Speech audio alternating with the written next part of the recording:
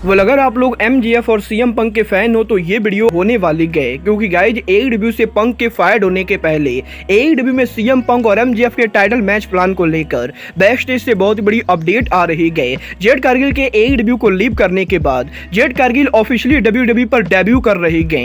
एडब्ल्यू के कल हुए कोलिजन शो के बाद कोलिजन की व्यूअरशिप सामने आ चुकी है।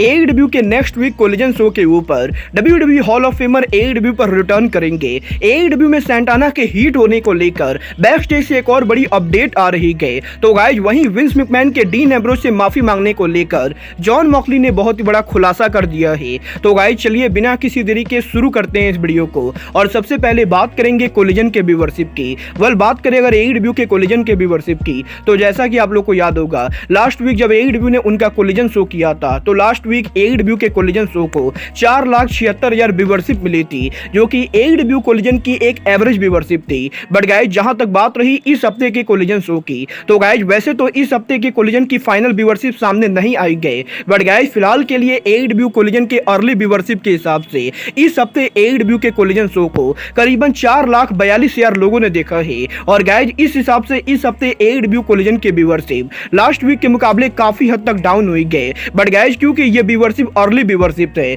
तो गाइज मेरे हिसाब से इस हफ्ते कोलिजन की फाइनल व्यूअरशिप करीबन 4,60,000 से 65,000 होने वाली है। और गाइज बेसिकली इस हफ्ते का एडब्ल्यू का कोलिजन शो एडब्ल्यू का एक और व्यूअरशिप के मामले में एवरेज शो होने वाला है। वेल देखना बहुत ही दिलचस्प होने वाला है कि अगले हफ्ते एडब्ल्यू कोलिजन को कितनी व्यूअरशिप मिलती है। बट गाइज चलिए फिलहाल आगे बढ़ते और बात करते हैं एडब्ल्यू के फॉर्मर सुपरस्टार जेड कारगिल की। वेल ये बात तो मैं आप लोगों को काफी लंबे टाइम से बता रहा हूं कि जेड कारगिल एडब्ल्यू को लीव करके डब्ल्यूडब्ल्यूई को ज्वाइन करने वाले हैं। और गाइज अब यहां पर इस हफ्ते ऑफिशियली जब जेड कारगिल ने एडब्ल्यू को लीव कर दिया है, तो गाइज इसी हफ्ते जेड कारगिल डब्ल्यूडब्ल्यूई के हेड ऑफिस पर पहुंच चुके हैं। वेल गाइज इस हफ्ते जेड कारगिल के रैम्पेज को लीव करने के बाद जेड कारगिल का एडब्ल्यू का कॉन्ट्रैक्ट ऑफिशियली ओवर हो चुका है। और गाइज पीडब्ल्यूआई इनसाइडर ने इस चीज को कंफर्म कर दिया है कि अब यहां पर जेड कारगिल और एडब्ल्यू के बीच में किसी तरह का कोई भी कॉन्ट्रैक्ट नहीं गए। और क्योंकि जेड कारगिल अब ऑफिशियली फ्री एजेंट बन चुके हैं, तो गाइज इस हफ्ते जेड कारगिल डब्ल्यूडब्ल्यूई के परफॉर्मेंस सेंटर पर जाने वाली हैं,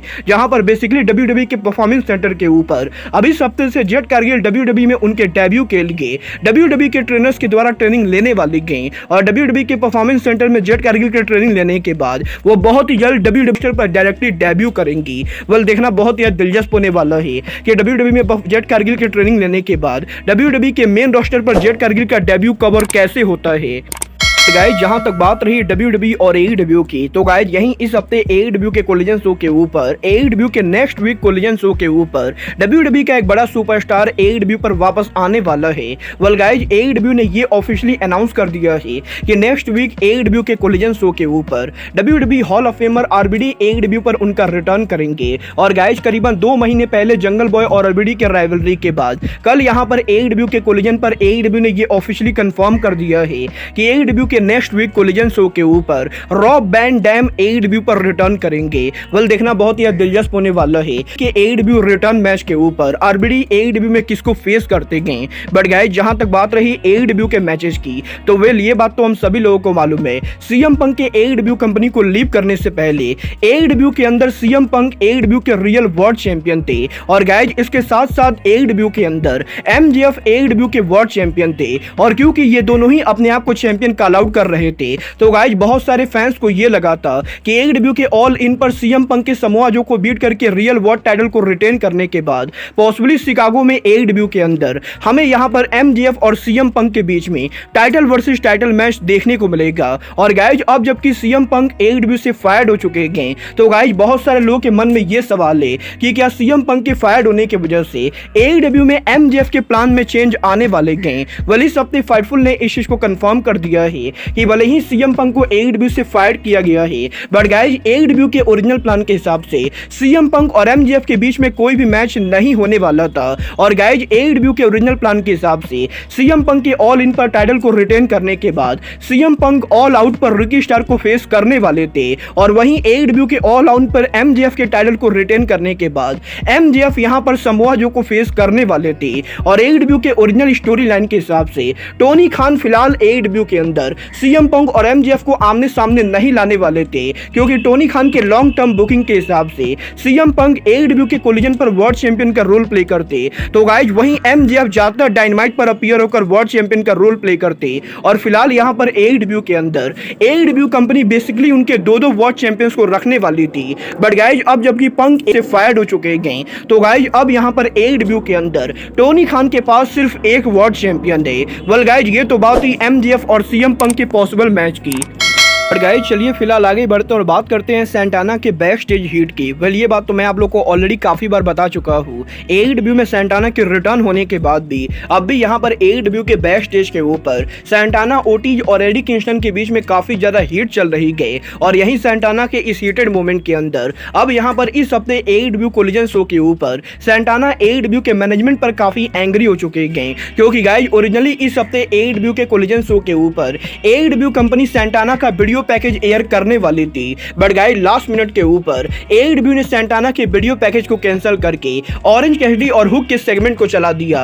और क्योंकि एडब्ल्यू के कोलिजन शो के ऊपर एडब्ल्यू ने सैंटाना के वीडियो पैकेज को कैंसिल कर दिया है, तो गाइस अब यहां पर इस चीज को लेकर सैंटाना एडब्ल्यू के मैनेजमेंट पर काफी ज्यादा भड़क चुके हैं। और गाइस जिस तरीके से एडब्ल्यू के अंदर लगातार सैंटाना को लेकर कोई ना कोई टेंशन हो रही है, मुझे इस चीज के बहुत ही ज्यादा तगड़े चांसेस लगते हैं कि पॉसिबली बहुत ही जल्द सैंटाना एडब्ल्यू से बाहर जाने वाले हैं। और गाइस सीएम पंक के फायर्ड होने के बाद पॉसिबली अगला नंबर सैंटाना का लगने वाला है। वेल अब ये तो आने वाला टाइम बताएगा कि टोनी खान सैंटाना को बाहर करते हैं या नहीं। बट गाइस चलिए फिलहाल आगे बढ़ते हैं और बात करते हैं एडब्ल्यू के farmer 3 time world champion John Moxley की। वेल ये बात तो हम सभी लोगों को मालूम है, जॉन मॉक्सली के एडब्ल्यू में आने से पहले जॉन मॉक्सली डब्ल्यूडब्ल्यूई के अंदर डीन एम्ब्रोज नाम से रसल किया करते थे। और गाइस यहीं इस हफ्ते जॉन मॉक्सली के लेटेस्ट इंटरव्यू के अंदर जॉन मॉक्सली ने डब्ल्यूडब्ल्यूई के अंदर उनके आखिरी कन्वर्जेशन को लेकर बात की गई, जहां पर जॉन मॉक्सली का यह कहना है कि वो यहां पर जब डब्ल्यूडब्ल्यूई कंपनी को लीव कर रहे थे, तो गाइस आखिरी बार Jon Moxley AKA Dean Ambrose Vince McMahon से मिले थे, जहां पर विंस मैकमैन ने डीन एम्ब्रोज से यह कहा था कि डब्ल्यूडब्ल्यूई के अंदर जिस तरीके से विंस मैकमैन डीन एम्ब्रोज को बुक कर रहे थे, डेफिनेटली यहां पर डीन एम्ब्रोज की बुकिंग में काफी सारी गलतियां थी। और गाइस जॉन मॉक्सली का यह दावा करना है कि जब जॉन मॉक्सली डब्ल्यूडब्ल्यूई कंपनी को लीव कर रहे थे, तो विंस मैकमैन ने पर्सनली आकर जॉन मॉक्सली से यह कहा था कि डब्ल्यूडब्ल्यूई कंपनी ने डीन एम्ब्रोज को फॉर ग्रांटेड ले लिया था। और गाइस डीन एम्ब्रोज जैसे बड़े सुपरस्टार का डब्ल्यूडब्ल्यूई को लीव करना डब्ल्यूडब्ल्यूई कंपनी के लिए बिल्कुल बढ़िया नहीं गए। और यहां पर जॉन मॉक्सली का यह दावा करना है कि विंस मैकमैन ने डीन एम्ब्रोज से यह कहा कि उन्हें डब्ल्यूडब्ल्यूई के अंदर सही से यूज नहीं किया गया है। वेल गाइस मुझे तो इसके 0% चांसेस लगते हैं कि विंस मैकमैन किसी भी रेसलर को सामने से आकर ऐसी कोई भी बातें कहेंगे। और गाइस वैसे भी डीन एम्ब्रोज के डब्ल्यूडब्ल्यूई को लीव करने से डब्ल्यूडब्ल्यूई को 1 रुपए का भी नुकसान नहीं हुआ है। बट गाइस आपको क्या लगता है, विंस मैकमैन ने सच में डीन एम्ब्रोज को आकर ये कहा होगा या नहीं? आप लोग मुझे कमेंट करके बताएंगे। और गाइस आपको क्या लगता है, डब्ल्यूडब्ल्यूई के अंदर कोडी रोड्स के रिटर्न होने के बाद डीन एम्ब्रोज एकेए जॉन मॉक्सली को भी फ्यूचर में डब्ल्यूडब्ल्यूई में वापस जाना चाहिए या नहीं? आप लोग मुझे ये भी कमेंट करके बताएंगे। बट गाइस अब आज के इस वीडियो में बस इतना ही। मैं मिलता हूं आपसे अपने अगले वीडियो में। बट गाइस तब तक के लिए good bye, good night and bang.